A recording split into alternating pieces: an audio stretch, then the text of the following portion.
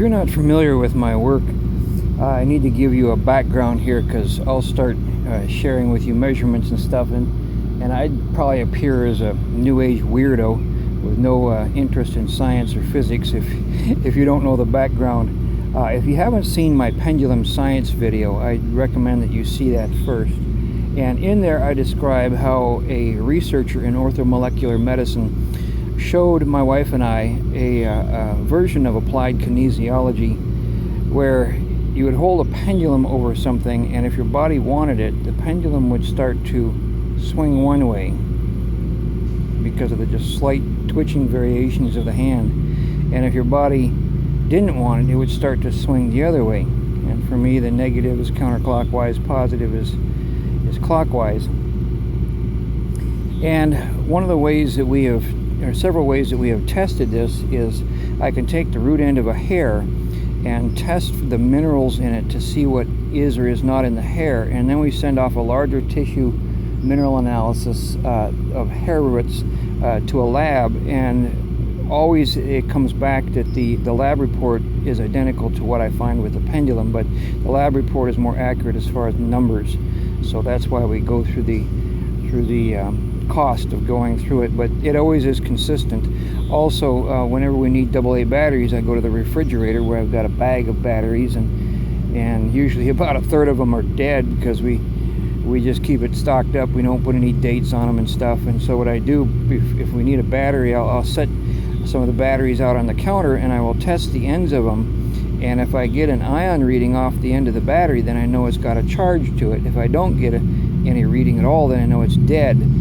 And this confirms it, because you take like an electric toothbrush that you need a AA battery, and you take one that reads as dead, you put it in a toothbrush, it doesn't work. You take one that reads that is charged, you put it in there, and it works. So these things have been tested and retested and confirmed and reconfirmed that it is actually valid. But I go into more detail on that in my video, Pendulum Science.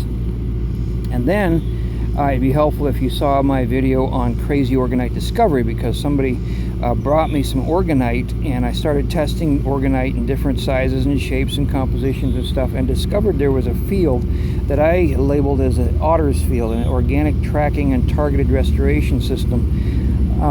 Rupert Sheldrake refers to this as a morphic field, and he's got a lot of research and writing and even stuff on YouTube describing the morphic fields, and so that'd be good information if you're interested in that.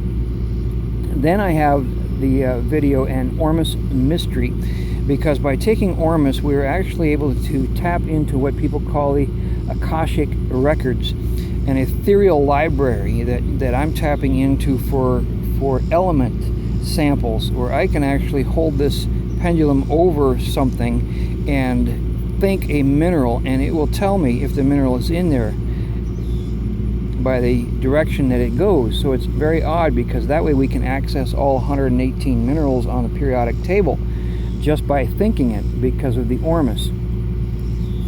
And two of the tests that I'm going to be using here for this presentation is the pendulum test, and in conjunction with a coil.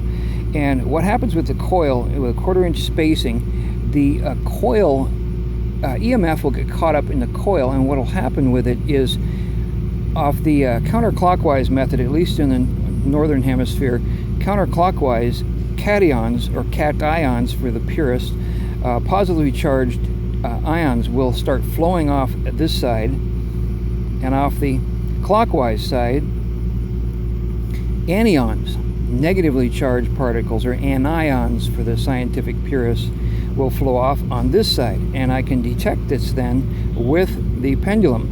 And what this is good for is I can take the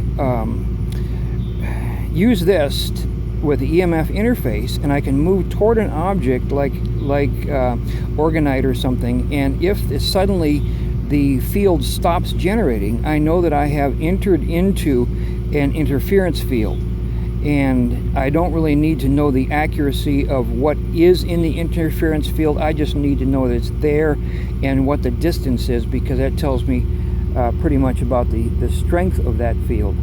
So with that bit of background, let's go on. Cemenite is an invention of CONDRO, who lives in Indonesia, and English is not his native language, so he has a translator for his correspondence and for his videos. He has a website, or his YouTube channel I should say, is SUCAHYOVIDEO, and he has a bunch of videos about how to make Cemenite. But basically what it is they're coils like this, and what he started out with was using the shaft of a pen, the ink shaft.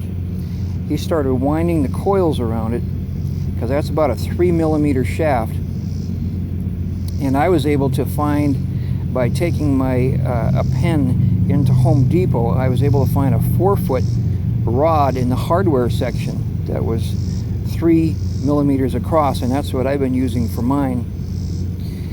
So it's around, he wound it around a 3mm shaft, and he made the coils. His coils are clockwise, excuse me, counterclockwise, and technically for spring designation, when you're dealing with tubular springs like this, the direction they are on one side is the same direction they are on the other side. This here, you can see it coils up this way, and that's designated as a left hand turn because it ends as the same direction as your finger would point.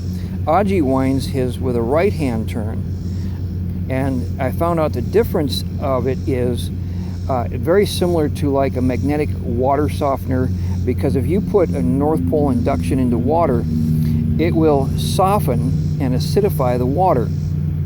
Use South Pole induction into water, it will harden it or make it more alkaline. Has different effects depending upon which polarity you're using. The same is true with the coils. I found that the left hand or clockwise winding makes things more alkaline. It suppresses acid and toxic elements, and it excites alkaline elements. But if you reverse it, like Aji did, and use a left-hand coil, this actually suppresses alkaline elements and excites toxic elements and acid elements, but it also excites hydrogen elements. So Aji found that this actually improves fuel mileage and helps with propane, natural gas. By putting these devices on, it will excite the hydrogen, so you get better efficiency. He also found that it helps to sleep, and it's definitely true that it does, but I found the quality of sleep was more exhaustion and tired. When I made them his way, I made 10 devices his way and kept them near me, and I could have just slept 24 hours a day. It felt like I had mononucleosis. I was just constantly tired, and then no matter how much I slept, I was always tired. And then I started to realize what it was doing was just exhausting me. Aji also says that the coils that he makes cause the birds to gather and chirp a lot. Well, this in nature, the signal of this, when you add carbon to it, replicates an insect, and with a cation charge, with the counterclockwise winding produces a cation charge, cation charge. It gives nature the signal of a beehive in distress, like bugs being attacked. And of course that would attract birds and make them very, very excited. So just because it makes your fuel better and makes you sleep better and causes the birds to sing, doesn't mean that it's good for your body. Aji also swears by ice tests, and I do not like freeze tests at all, because it doesn't tell you what you're looking at. It only tells you that there's energy flowing. Well, to start off this, I need to give you a background here, because one of the things that interested me in the Cemenite is when I did my testing for the otters fields. At one point I was trying to find a lost dog, and I got a real strong signal from a team of sled dogs that was about a block away, a very, very strong signal. And what we were using to track the little puppy that was lost was a blanket that had been peed on. And so when we went over to where the sled dogs were, I set the blanket on the ground and went to track to see if I could get the 5 individual sled dogs that were there. But what happened was the entire area was enveloped by an energy, almost like a blob. And Rupert Sheldrake talks about it as morphic fields, and it is like a blob of energy that forms around flocks or herds or schools, or groupings of animals, even a swarm of bees. And this just came and enveloped the blanket that we were using. I thought this is really fascinating, that there's this blob of energy, and I did not know if there was healing properties to that energy, to that morphic field. But this last summer, I went behind my shed where I've got 2 milk crates filled with orgonite devices that I've made, the little triangular pieces of kick-ass orgonite devices. I've got all these pieces, and I've got all this sorts of different cement things there.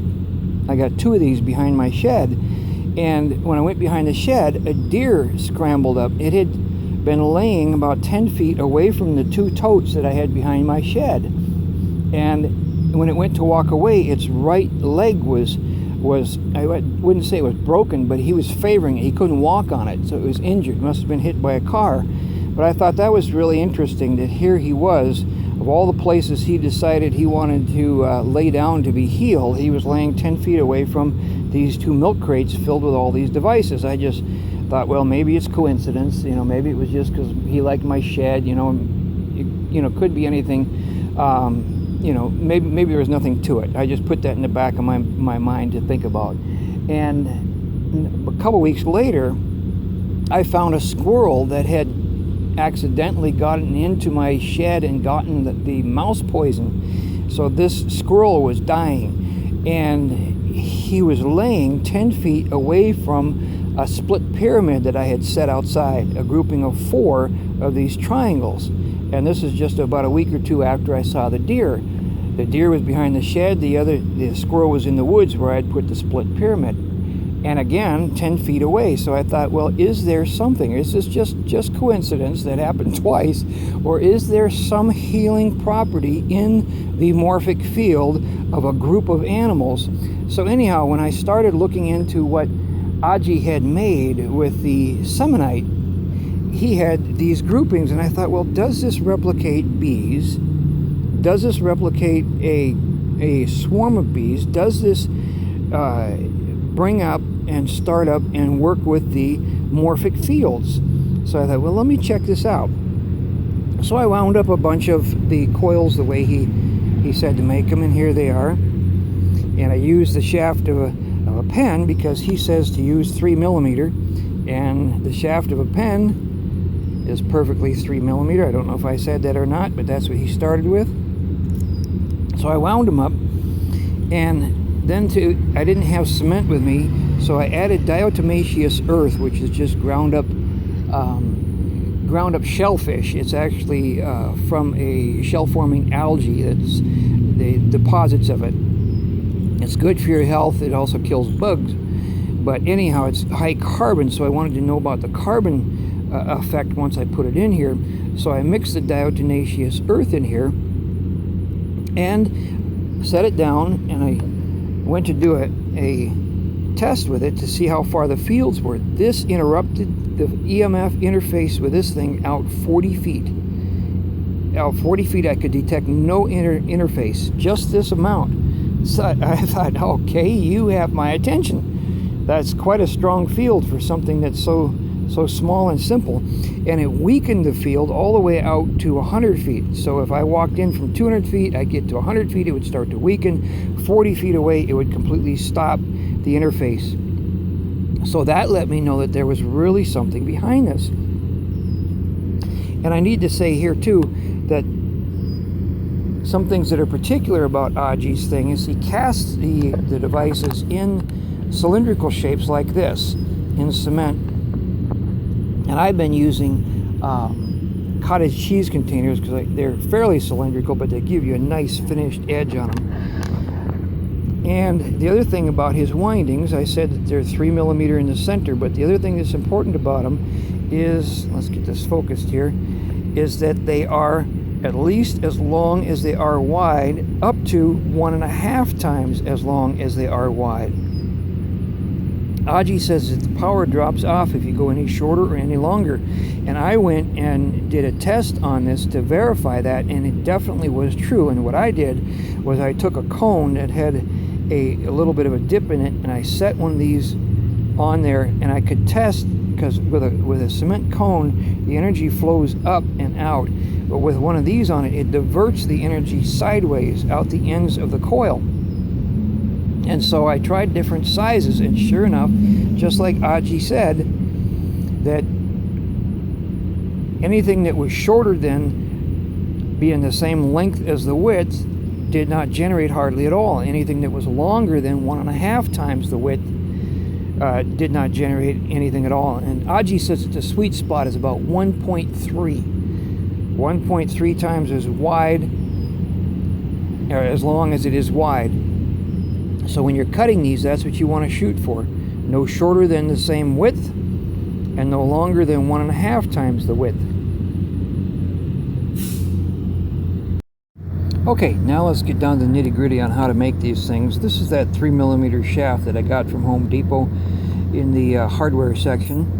This here is a length of coat hanger wire, and this is a piece of that 3mm shaft that I cut off if I'm working inside my truck and want to work with a 3-foot length, which is good for getting started. 3 feet is about the right length to process, 1 meter or 3 feet. And here's a coat hanger that's cut for about the same purposes.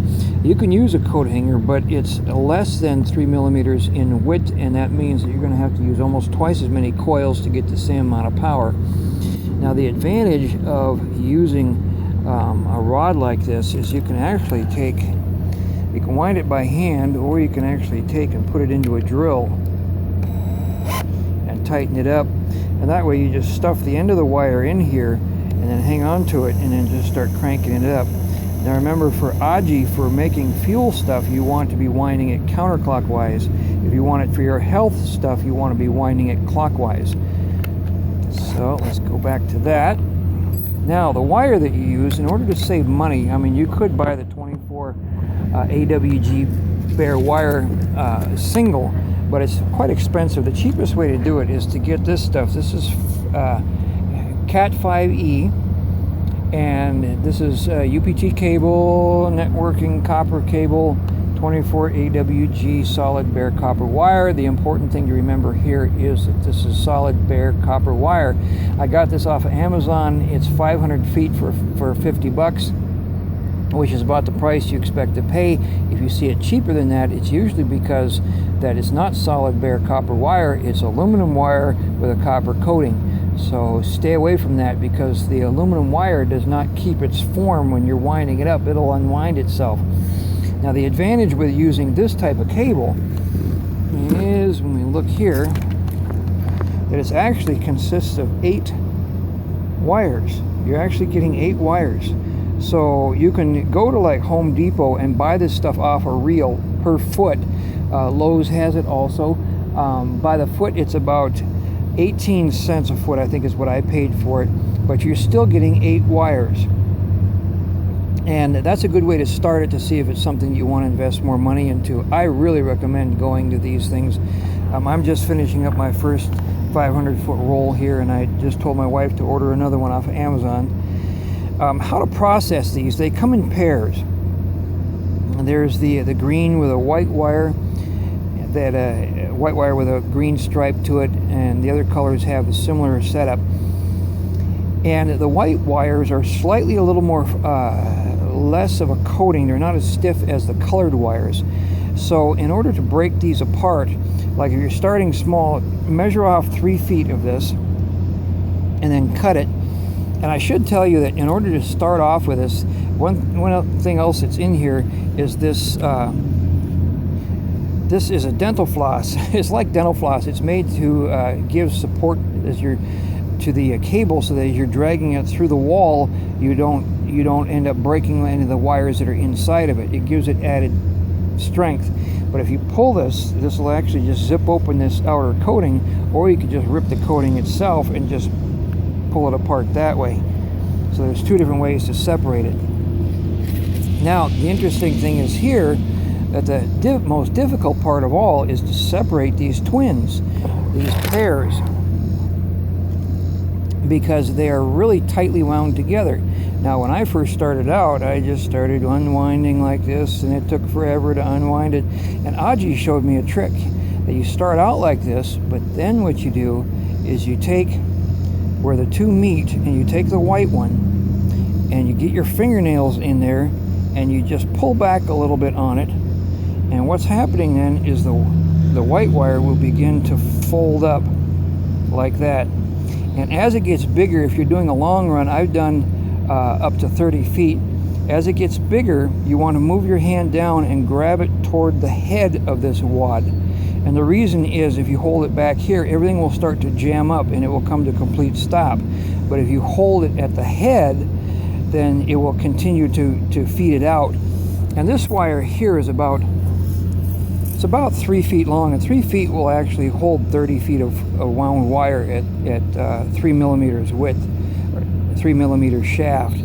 So this one here will hold about 3 feet. So let's go and I will show you how to do a long length of wire here. Okay, let's get down to the nitty-gritty of doing this. I'm going to show you how to do a long one first, because after you see a long one, you'll see how the short ones are much easier. You have to, when it comes with a wire like this is flush with it, so you have to kind of cut it off.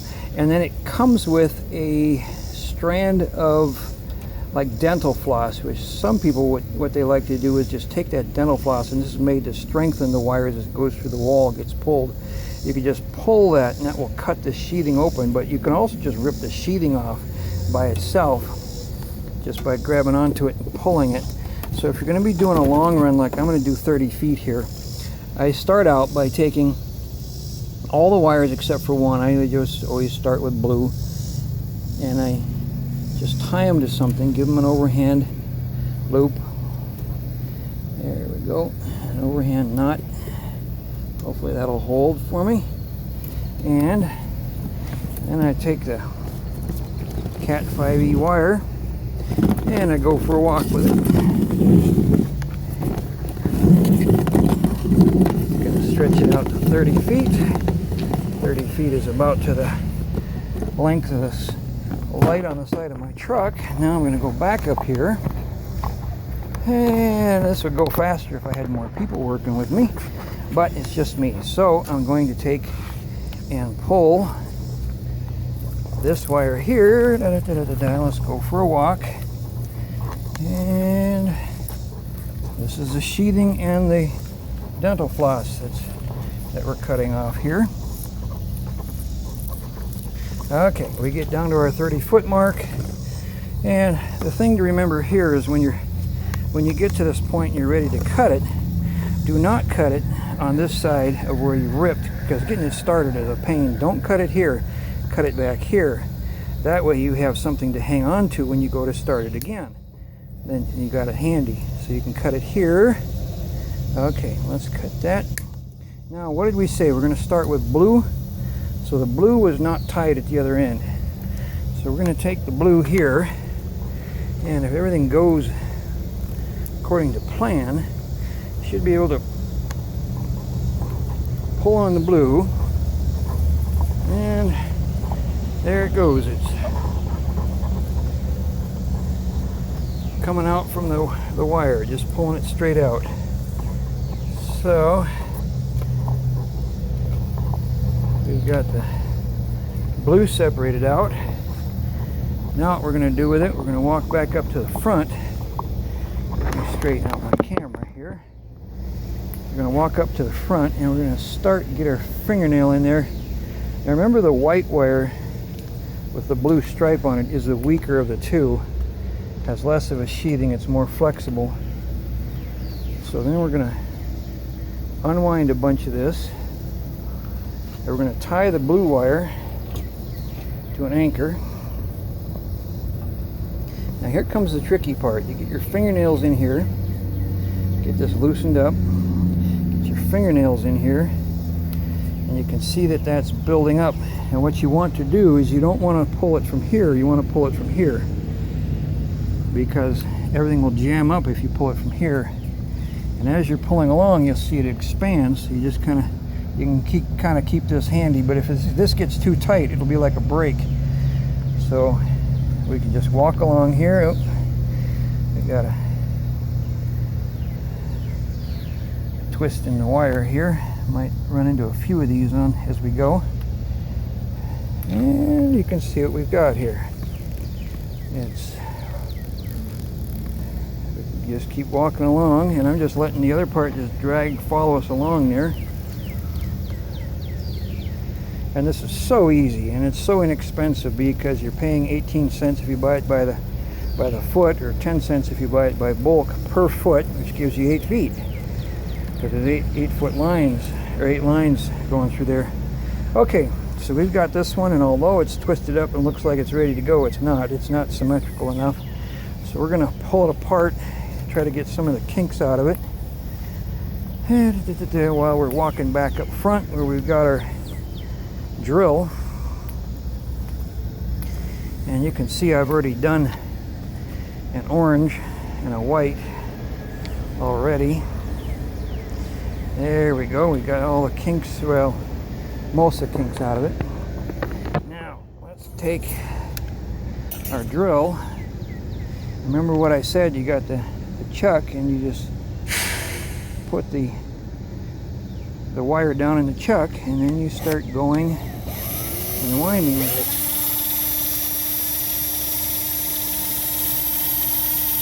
This is so much faster than any other way of doing it.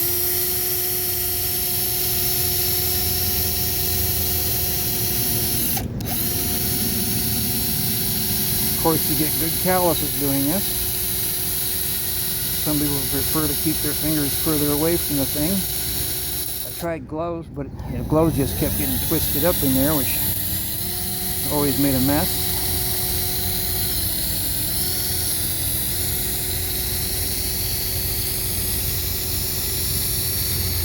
And voila, like that, we're done. Now, sometimes you have to take and reverse the direction of the turn, because sometimes it gets so tight, especially with the white ones, that they don't want to come out. And then you just pull this out, and then you see you've got that end left. You can just wrap that around there with your hand, and there you go. And we've got the blue. We'll wind that up next, and then we'll take one more out of here and do the exact same opposite until we get them all processed.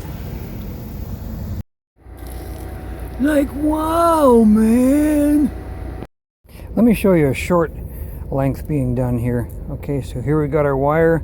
We've already got it pre-started. I'm going to measure all the way out, stretch it from my fingers out to my nose. I measure it to this point here. I'm going to put a kink in it so I know where that's at.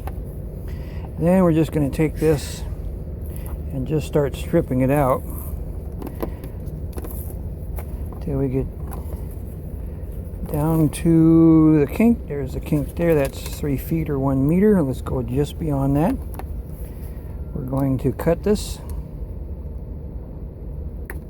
there, and let's start off with the blue here. So we just take the blue, and we'll just hang on to everything else and pull the blue out of there. And the blue and the white are together. Get your fingernails in there.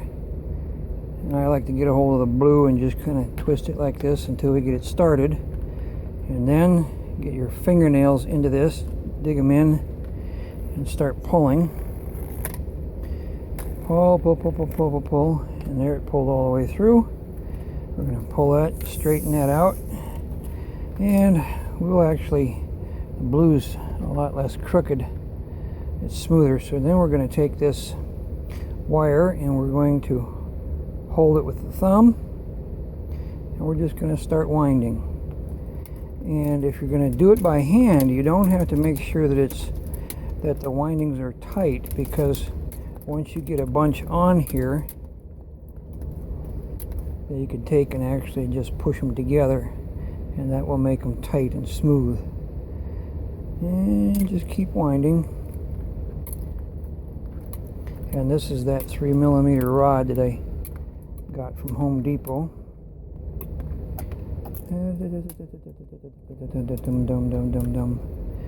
Most people, when they start out, are going to want to do it by hand before they decide if they want to invest any more time or money into it. Find out what the energy feels like, see if they're interested in making some more. And that's 3 feet of it right there.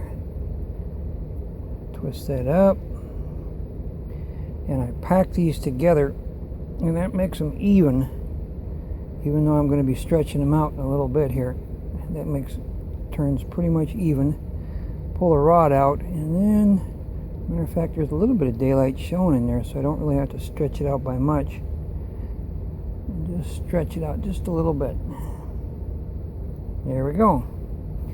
As a matter of fact, that may actually be a little bit too stretched out there.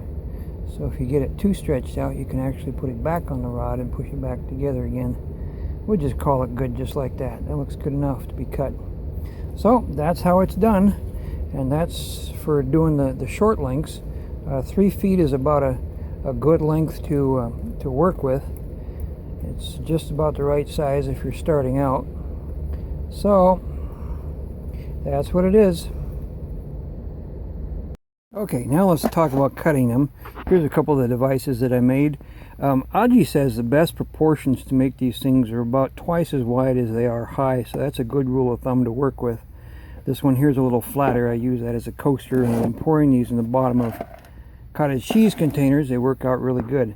But as far as cutting them, the tools that you use, a lot of people are going to need to go to a small cutters like this, or even the type that you use for doing your fingernails, because the thing that you don't want is when you cut these, you don't want the ends to be flared, and if a cutters is too fat, then it will flare the wire at the end. Now, I found that this is a good high quality pair here, and this does not do the flaring. But you can see here that this is wound very, very tight. And Aji, when he first started making these, he wound them very loose, but he found that they fell into each other as he was mixing in the cement, and that actually cancels out their effectiveness to actually become one and have half the energy then. So then he started winding them very, very tightly so they wouldn't fall into each other during the processing. But that makes it so that each one of these, so that the length of these goes a lot less far, not as far as if you stretched it out. So what I've been doing with it is I've been taking it and stretching it just enough to get a little bit of daylight in between them. And the thing you don't want, there you can see that actually got too far, stretched too far right there. You don't want it so far that another wire can fall in between here. So in a case like that, you can just push it back together. But then for the cutting of them, let me open this up here.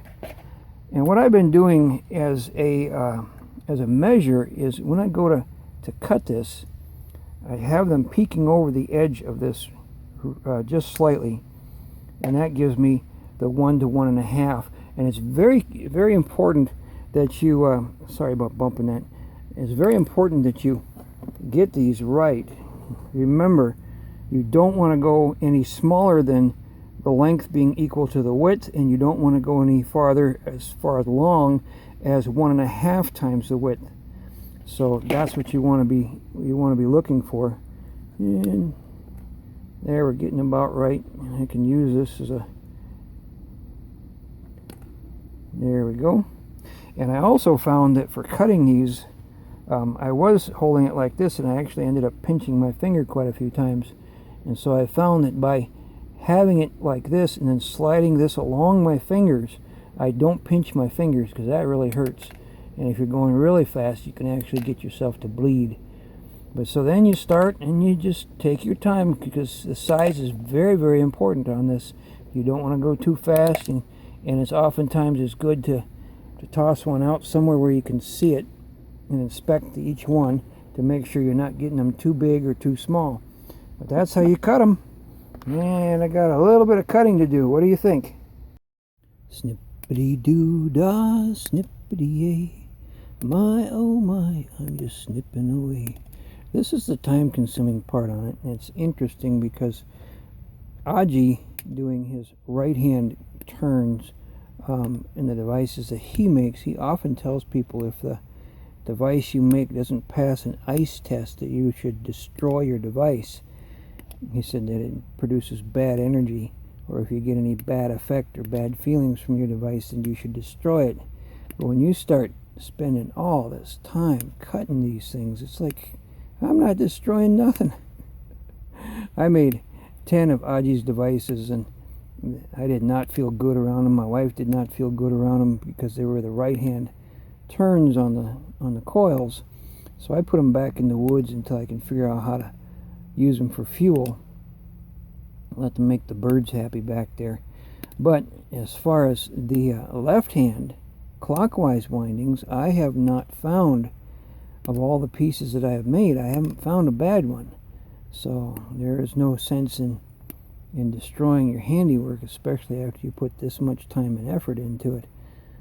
The only thing that is necessary, and I'll go into this later, is to make sure you don't have any points or edges on it, because then different physics come into play.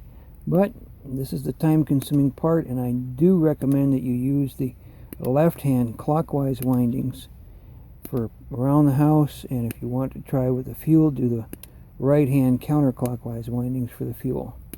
So I'll talk to you in a bit. This one is an experiment that I'm going to do here. I took some quartz and crushed it up very fine. Some of it's even in powdered form.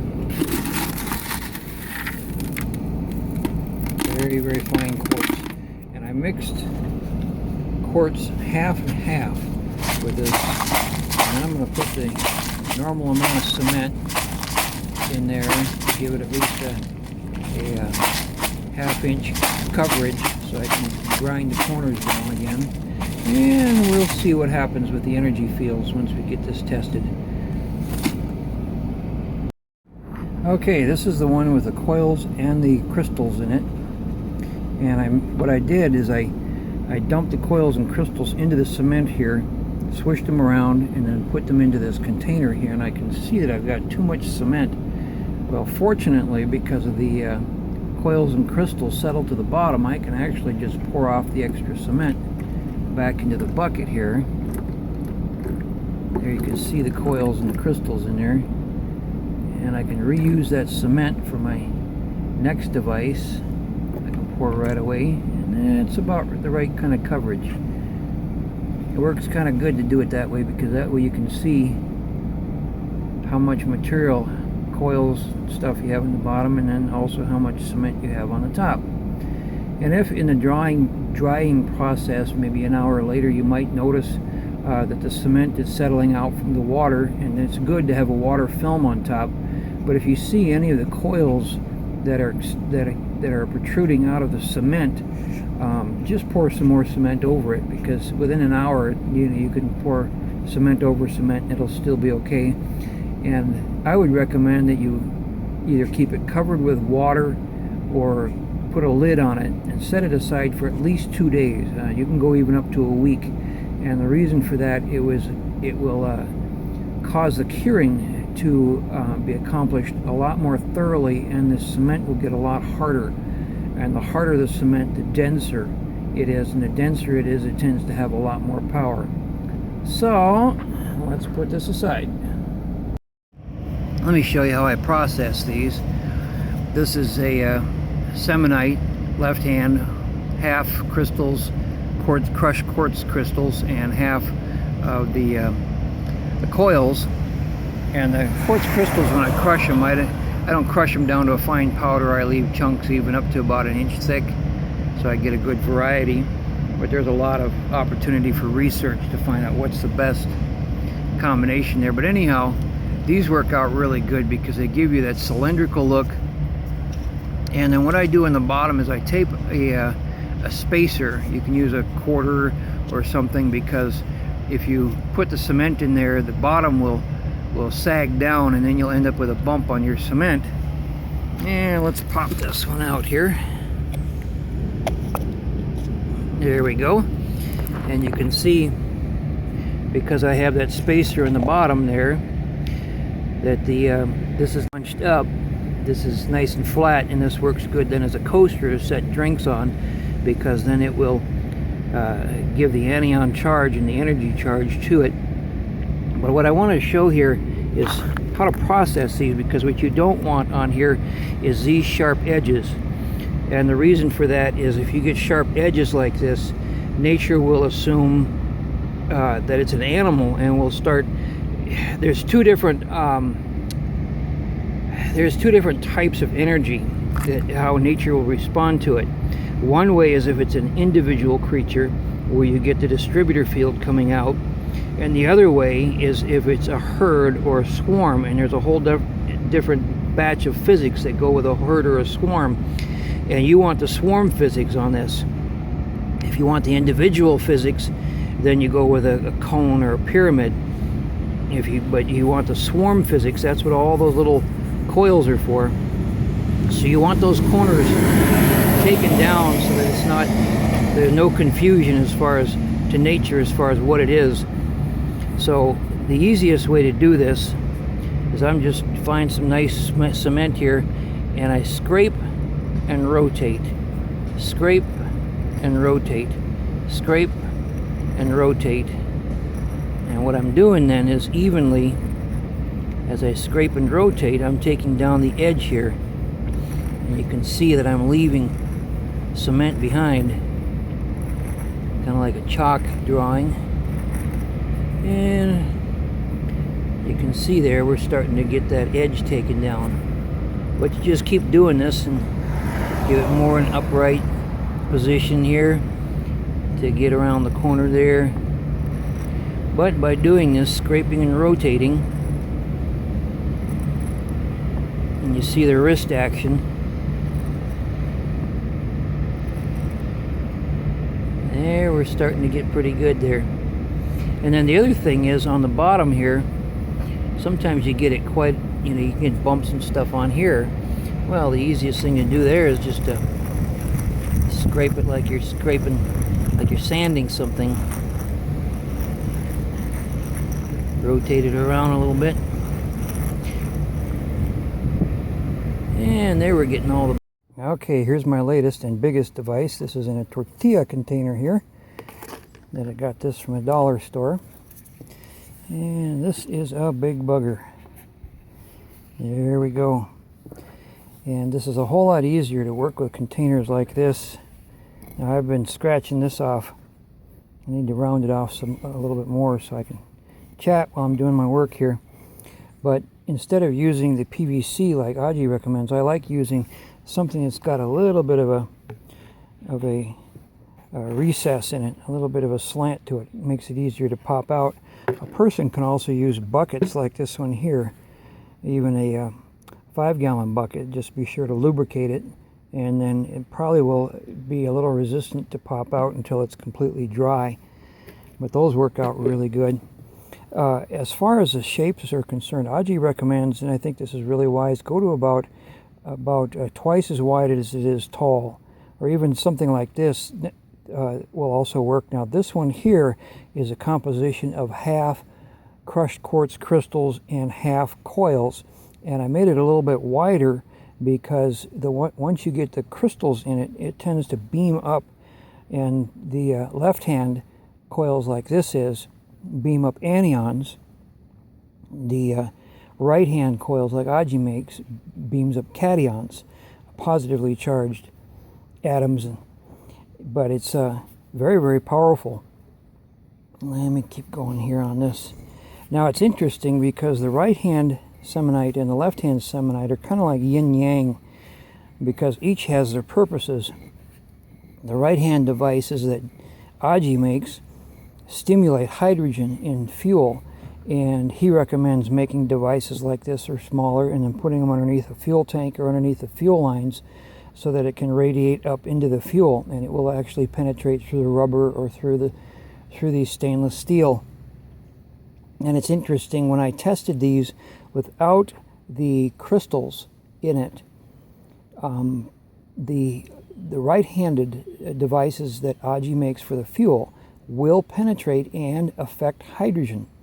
The left-handed elements will not go through plastic, and his right-handed devices will not go through plastic to affect other elements. Only the lighter elements like hydrogen and helium, they'll penetrate through rubber lines or through stainless steel. But once you add the crystals in it, they penetrate through even the thickest stainless steel. Now the interesting thing is that if I put a pan of water on here, within 5 seconds, that water is charged with an anion charge. It will also fire up all the alkaline elements that are in that water. Whereas, and because this is a left-handed coils, the right-handed coils will fire up the acid elements that are in there. The right-handed ones that AGI makes also fire up the hydrogen. The left-handed ones will fire up the oxygen like this. It will alkalize and it will oxygenate the water. This one, not only does it alkalize and fire up the oxygen, it will fire up the zinc in the water, which tends to make things more alkaline. Plus it fires up calcium, magnesium, sodium, potassium, which is your electrolytes, and it sedates the ion strength of lead and mercury, and of all things, it also sedates the ion strength of chlorine and fluoride. That's the first time I've ever seen anything that will affect chlorine and fluoride without taking it out of the water. I know wheatgrass you can put in, that will change fluoride into a more docile composition, but this actually takes the electrical energy out of it and sedates it.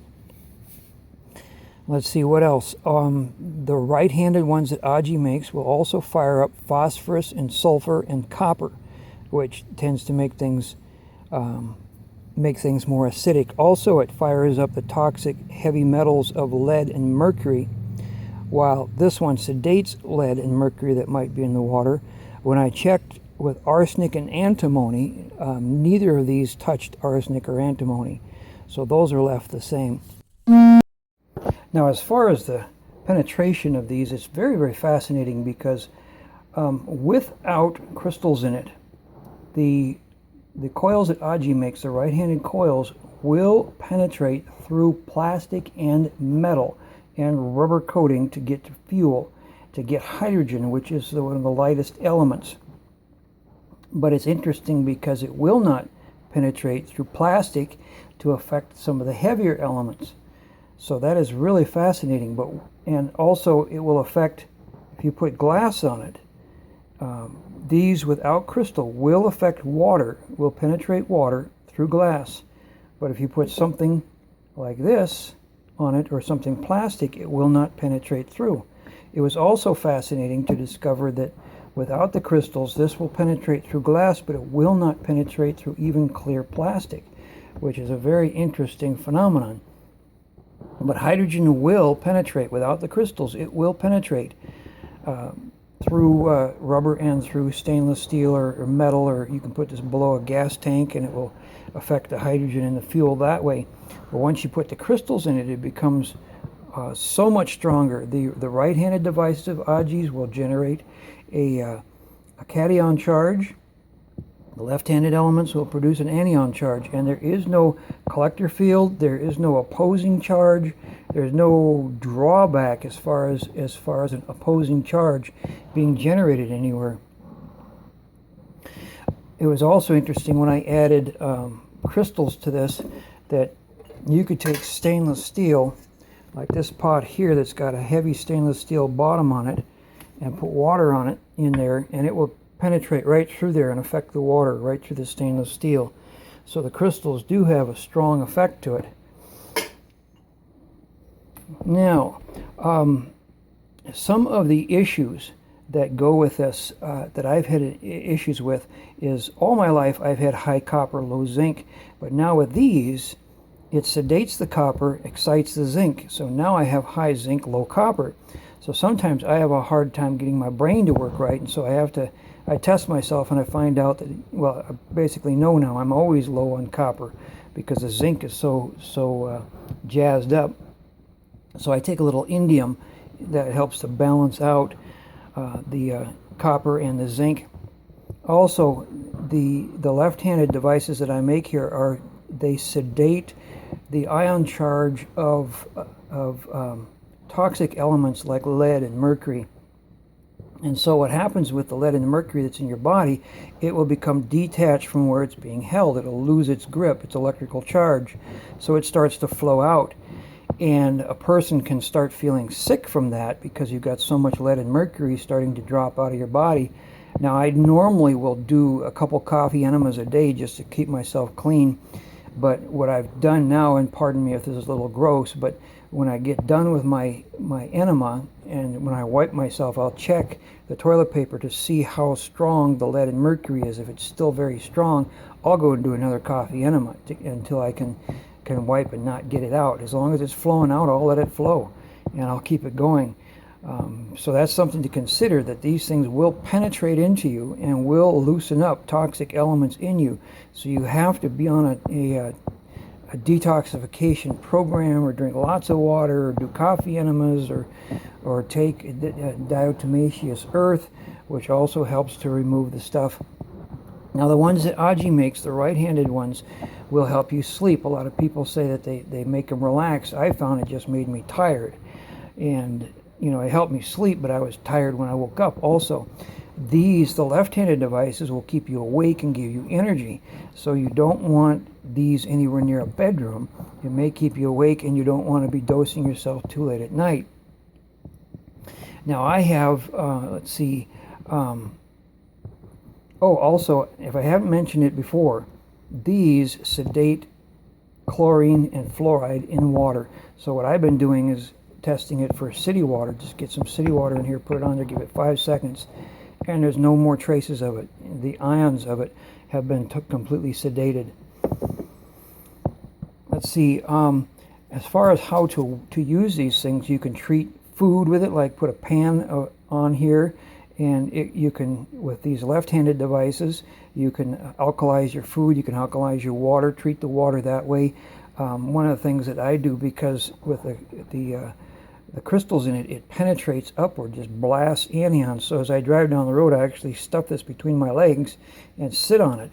And that way it blows the anions up into my torso. And I'm actually experimenting with how much is too much and what can a person handle and what are the side effects and all those things. This one here is the one I just keep in my pocket all the time. And one of the reasons that I carry this is that I've had a problem with acid reflux. Well, if I have this in my pocket, I don't have the acid reflux. For some reason, it heals that. So it's like, well, that's a whole lot better than taking drugs. I have also had a lifelong problem of brain fog and attention deficit disorder. This is taking care of that, stimulating my brain, making it work right. I can start organizing. I have more energy, which is really fascinating. I also had a growth on my ear. It's something that my father has also had, and the doctors have removed his, not his ear, but the growth. It just kind of gets crusty and flaky, and you peel it off, and it bleeds all over the place. Well, I've been putting Ormus on it, and that has helped quite a bit, and it's reduced it substantially. But when I got around these fields, I started noticing that thing is really decreasing. So I don't know if it's working in conjunction with the Ormus that I take. I take a teaspoon a day, and then I put a little bit on my ear. So I don't know if it's working in conjunction with the Ormus or just independently by itself of healing my ear up, but it's definitely appreciated because I don't like taking drugs and I don't like surgery. But investigating the healing power of the morphic fields that surround these things, the other day I was outside and I was smashing crystals, breaking them apart. And the thing, if you work with quartz crystals, you hit a rock and it just shatters everywhere, like glass shards going everywhere. So I'm pounding away at this thing out on the cement, and I've got something to block it here, something to block it here, but the stuff is shooting off that way. So like an idiot, I set my hand here to stop the crystals from flying out that way, and caught the corner of my finger with the mallet. And it would really hurt, and then immediately it started to blister up, and it turned purple and kind of yellowish in the middle. And so I put ice on it for about 10 minutes, and then it went back to my work with what I was doing. And about every hour I'd hold my hand just for about a minute or two over this, and this is how it looks. And this is actually 4 hours after I hit it. This is what it looked like. And this was yesterday that I hit it. And hardly even know the thing is there. So, you know, is it another surprise coincidence, or is there actually phenomenal healing power with these things?